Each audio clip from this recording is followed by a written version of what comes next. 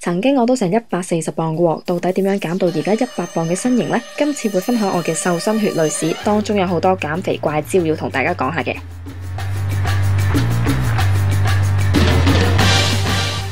第一招就係飲水啦，每一朝我起身之後咧，都會飲2大杯清水過，咁可以清清腸胃啦，而且令到個飽腹感足啲啦，唔會咁容易肚餓嘅。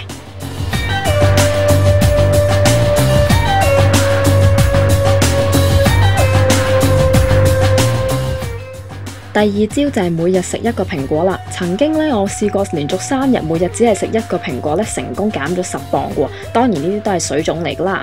不過如果大家係好緊急要減肥嘅話咧，都係一個好方法嚟嘅。第三招就係拍拖啦。每當你戀愛嘅時候咧，你就會覺得你好有減肥嘅必要同埋衝動噶啦。所以咧，冇拍拖嘅少女揾翻個男朋友啦。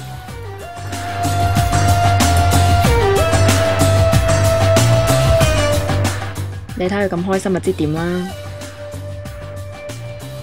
第4個減肥怪招呢，就係設立一個明確嘅目標啦。咁你可以試下不斷留意一啲雜誌上面嘅 model 啦，咁將佢變成為你嘅奮鬥目標，甚至可以剪出嚟貼喺 diary 嗰度，時時提醒自己，都係一個好好嘅方法嚟㗎。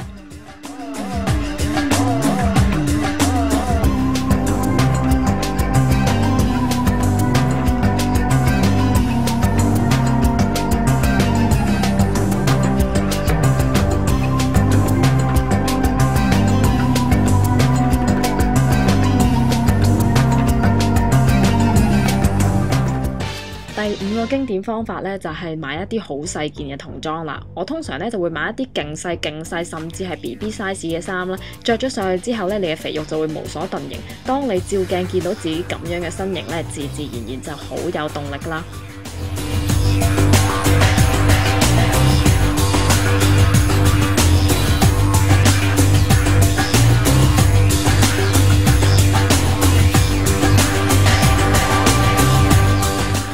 望下冇眼睇啊，自然唔減都唔得啦。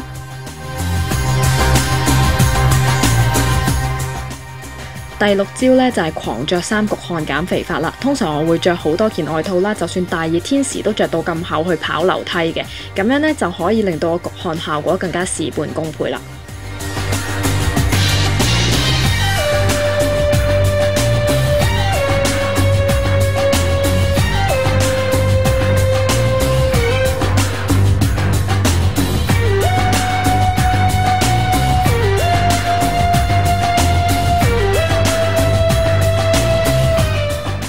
當然啦，如果你覺得暈嘅話咧，就千祈唔好勉強自己啦。第7招咧係一個7點之後唔好再食飯嘅習慣。我呢個習慣已經維持咗5年啦。呢個係參考盧巧音嘅減肥法，都相當之成功㗎。減肥唔食嘢當然會殘啦，所以記得要補充翻一啲營養嘅成分。呢一個白蘭氏活顏福美飲咧，飲完之後可以白裏透紅，令皮膚唔化妝都一樣咁靚㗎。